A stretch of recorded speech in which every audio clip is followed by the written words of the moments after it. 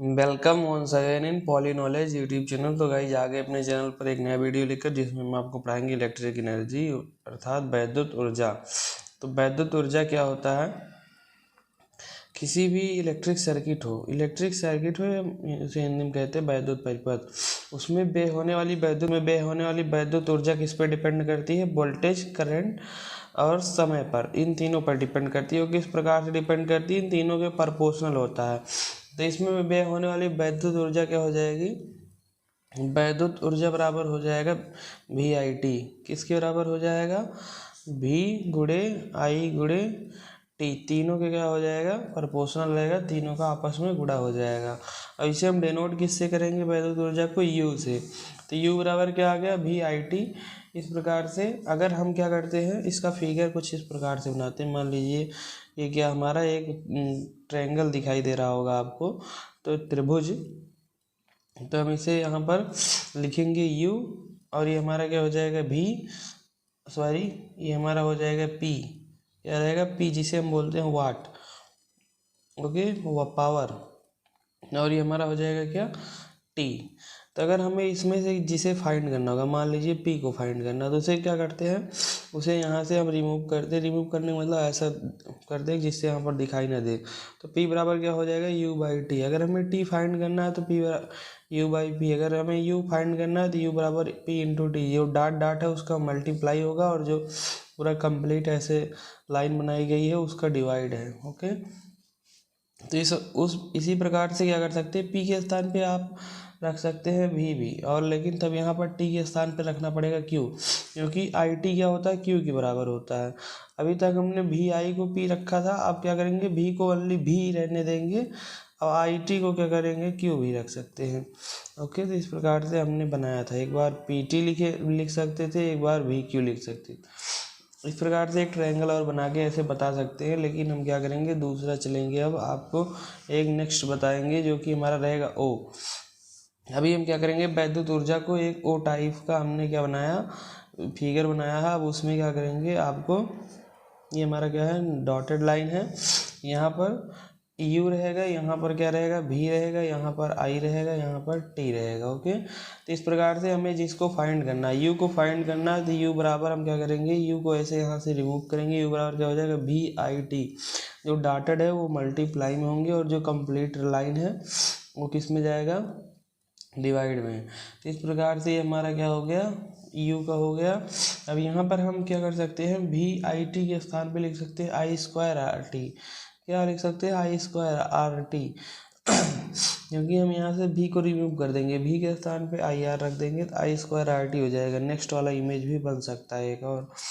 तो इस प्रकार से क्या हो जाते हैं? एक इमेज और बन जाएगा। इसमें जो फाइंड करना होगा, मान लीजिए V को फाइंड करना है तो U बराबर क्या हो जाएगा? IT। U/IT V बराबर हो जाएगा। तो इस प्रकार से आप क्या ज्ञात कर सकते हैं? तो इस प्रकार से क्या होता है? वैद्युत ऊर्जा का मात्रक जो होता है MKS यूनिट, यहाँ पर हमारा होगा SI यूनिट। क्या होगा? SI यूनिट जो होगा वो हमारा होगा जब जूल। क्या होगा?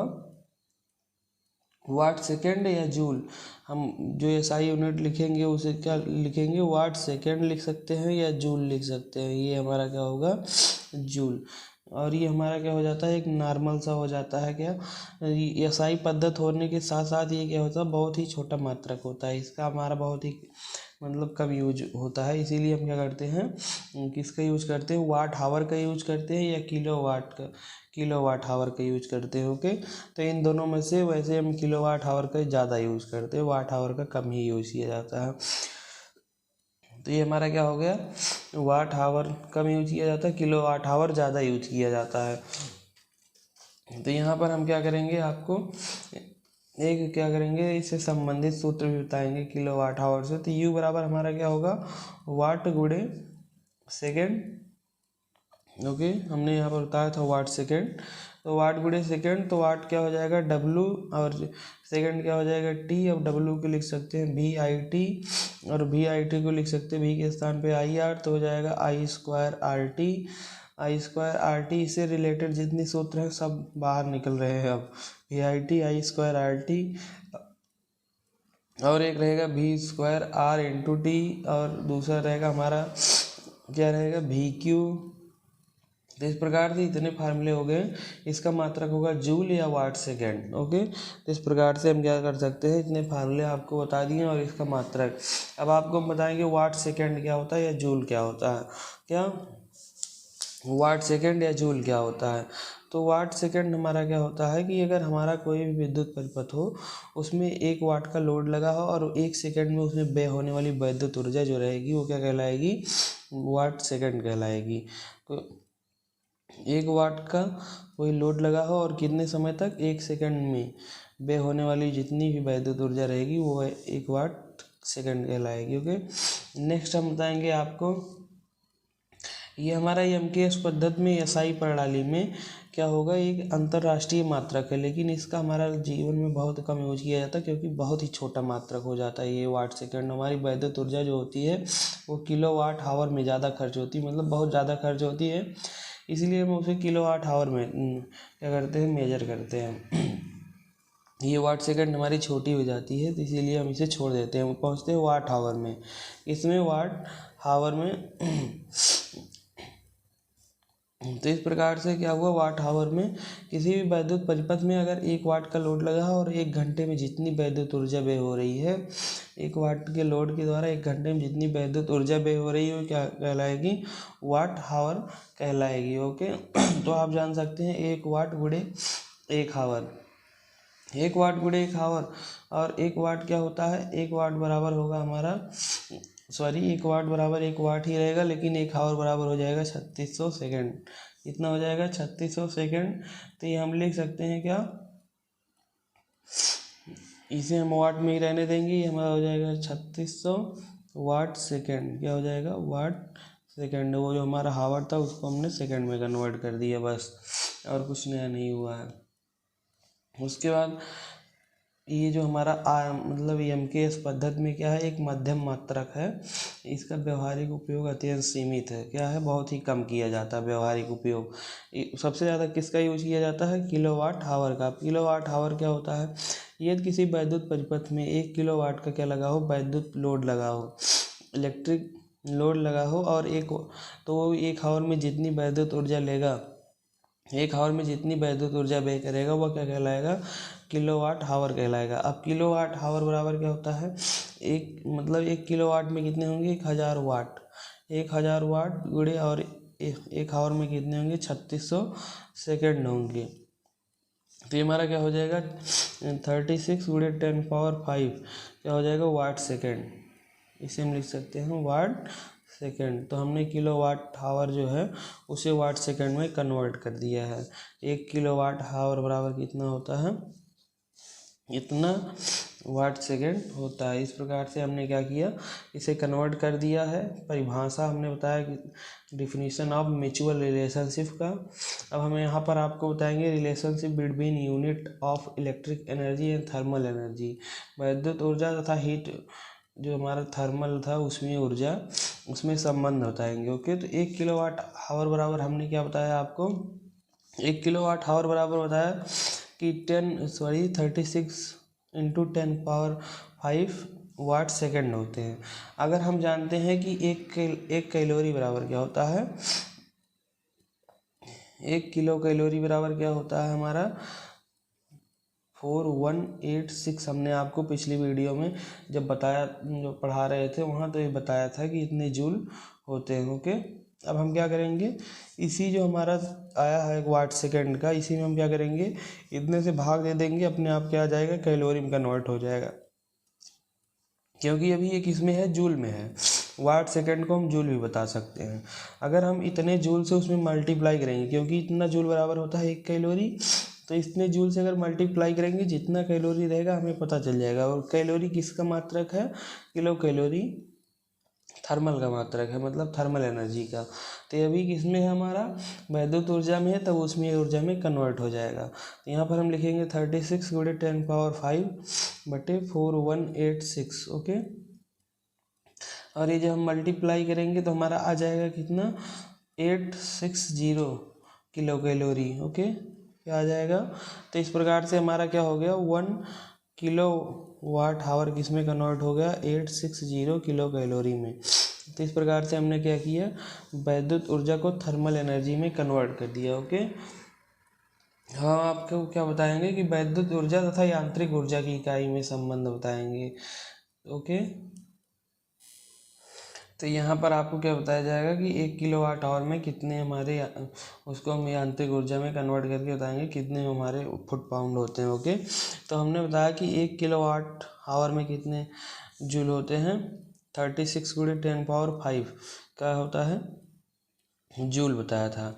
हमें क्या करना है, इसे हमें फुट पाउंड में कन्वर्ट करना है। सबसे पहले हम 1 जूल बराबर कितने अर्ग होते हैं, 1 जूल जो होता है हमारा वो कितने अर्ग के बराबर होता है, 10⁷ अर्ग के बराबर होता है। पहले हम इसे क्या करेंगे, अर्ग में कन्वर्ट करेंगे। तो इतना जूल है तो इसमें हम क्या करेंगे, 10⁷ से मल्टीप्लाई कर देंगे तो हमारा क्या आ जाएगा, अर्ग में आ जाएगा।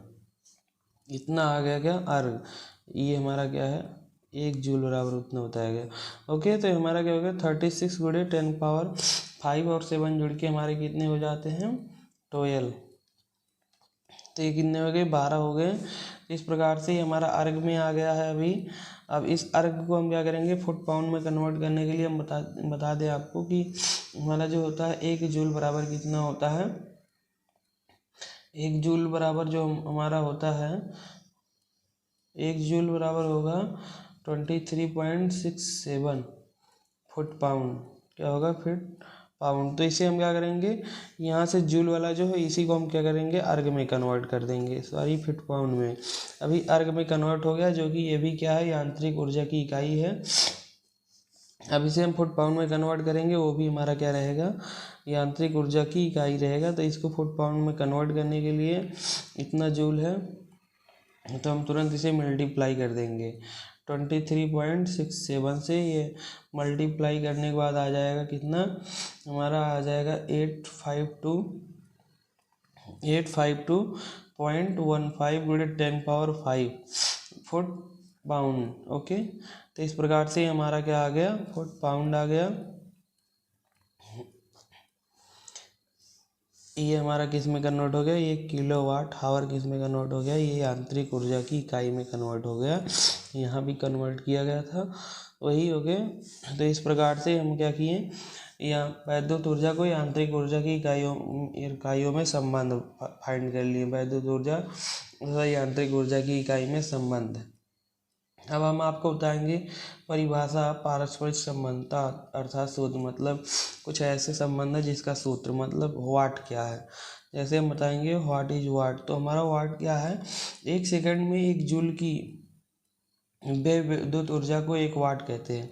आपने क्या किया, 1 सेकंड में अगर 1 जूल क्या किया, विद्युत ऊर्जा व्यय किया 1 सेकंड में, तो क्या कहलाएगी, 1 वाट कहलाएगी। क्या 1 वाट कहलाती है, जो ऊर्जा व्यय हुई है वही क्या कहलाएगी, 1 वाट कहलाएगी।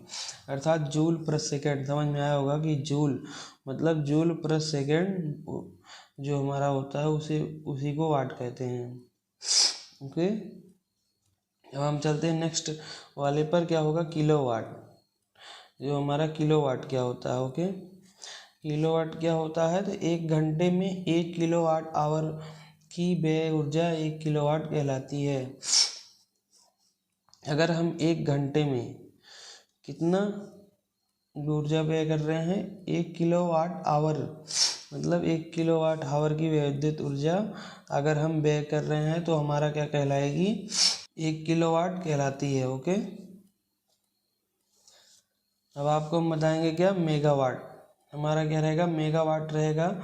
1 घंटे में मेगावाट आवर की विद्युत ऊर्जा को मेगावाट कहलाती है, अर्थात मेगावाट प्रति आवर को मेगावाट कहते हैं। मेगा मतलब क्या हुआ कि अगर आप 1 घंटे में 1 मेगावाट आवर, 1 घंटे में अगर आप 1 मेगावाट आवर क्या करते हैं, वैद्युत ऊर्जा यूज करते हैं, तो हमारा क्या कहलाएगी, 1 मेगावाट कहलाएगी, 1 मेगावाट। ओके, तो इस प्रकार से हमारा क्या हो गया, 3 फार्मूले आपको 3 डिफिनीशन आपको बताए गए हैं। एक है हमारा वाट, दूसरा है किलोवाट, तीसरा है मेगावाट। अब इस प्रकार अब हम क्या आपको बताएंगे कि यहाँ पर कि हमारा वैद्युत धारा के प्रभाव क्या हैं।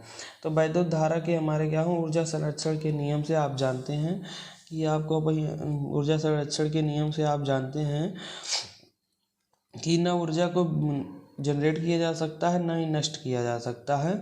बस इसे क्या कर सकते हैं, हम एक रूप से दूसरे रूप में बदल सकते हैं। तो इस प्रकार से करंट भी होगा कि ना हम इसे कहीं से क्या कर पाएंगे, जनरेट कर पाएंगे, ना इसे नष्ट कर पाएंगे, सिर्फ एक फॉर्म से दूसरे फॉर्म में कन्वर्ट करते रहेंगे। ओके, तो इस प्रकार से इसका बहुत प्रभाव है, इफेक्ट ऑफ इलेक्ट्रिक करंट। सबसे पहले हमारा क्या होगा, मैकेनिकल इफेक्ट या कहेंगे यांत्रिक प्रभाव। यदि किसी चुंबकीय क्षेत्र में हम कोई कंडक्टर रख दें और कंडक्टर में धारा प्रवाहित करें तो इस पर क्या होता है कि यांत्रिक बल लगता है। इसमें एक बल उत्पन्न हो जाता है जिसे यांत्रिक बल कहते हैं, और ये क्या कहलाता है, यांत्रिक प्रभाव कहलाता है कंडक्टर पर। ओके, इस प्रकार से वैद्युत मोटर वोटर में लगते हैं। ओके, अब क्या हो गया, रासायनिक प्रभाव। रासायनिक प्रभाव क्या है, यदि किसी अम्ल हो गया, क्षार हो गया, लवण हो गया, इन सब में क्या है कि अगर हम धारा प्रवाहित करते हैं तो धारा प्रवाहित करने से वो क्या होते हैं, आयनित हो जाते हैं। आयनित होने के कारण उसमें वैद्युत धारा क्या हो जाती है, मतलब आयनित होकर वैद्युत धारा का रासायनिक प्रभाव दिखाते हैं। ओके, तो जैसे हमारा क्या होता है, बैटरी होता है, उन सब में यही होता है। ओके, अब हमारा क्या होगा, उसमें प्रभाव। यदि किसी चालक में वैद्युत धारा प्रवाहित होती है, सबसे पहले हमने यांत्रिक का प्रभाव बताया, दूसरा केमिकल इफेक्ट, उसके बाद हमारा हीटिंग इफेक्ट है जिसे उसमें प्रभाव कहेंगे। तो हमारा दूसरा क्या था, केमिकल इफेक्ट था। ओके, हमारा क्या रहेगा, तीसरा रहेगा हीटिंग इफेक्ट रहेगा। क्या रहेगा, हीटिंग इफेक्ट रहेगा। तो हीटिंग इफेक्ट में यदि किसी चालक में हम करंट फ्लो करते हैं तो वह कंडक्टर गर्म हो जाता है, ये क्या कहलाता है, हीटिंग प्रभाव कहलाता है। जैसे प्रेस हो गया, हीटर हो गया, गीजर हो गया, इन सब में क्या होता है, वही यूज किया जाता है हीटिंग प्रभाव, क्योंकि उसका टेम्परेचर हाई रहता है तो क्या करता है, हीट जनरेट करता है। अब हम बताएंगे यहाँ पर लाइटिंग इफेक्ट, वैद्युत धारा का वैद्युत उद्दीपन प्रभाव। तो हमारा 4 नंबर क्या है, लाइटिंग इफेक्ट। ओके, तो ये लाइटिंग इफेक्ट क्या है, यदि हम किसी कंडक्टर में करंट फ्लो कराते हैं तो उसका हमारा गलनांक जो होता है कंडक्टर या धातु का बहुत ही ज़्यादा होने के कारण वो क्या करता है, लाइट उद्दीपित करने लगता है, चमकने लगता है, विकिरण ऊर्जा का विकिरणित करने लगता है, जिससे चारों तरफ प्रकाश फैल जाता है। तो ये हमारा क्या कहलाता है, लाइटिंग इफेक्ट कहलाता है।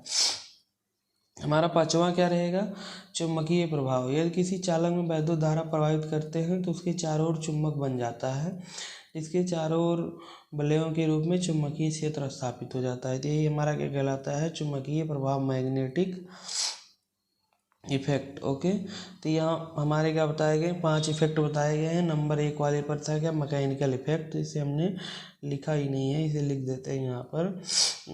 ओके, हमारा पहला क्या था, मैकेनिकल, दूसरा केमिकल, तीसरा हीटिंग, चौथा लाइटिंग, पांचवा मैग्नेटिक। इस प्रकार से हमने वैद्युत धारा के प्रभाव देख लिए हैं। अब हम क्या करेंगे, विद्युत सुरक्षा एवं सावधानियों के बारे में पढ़ेंगे।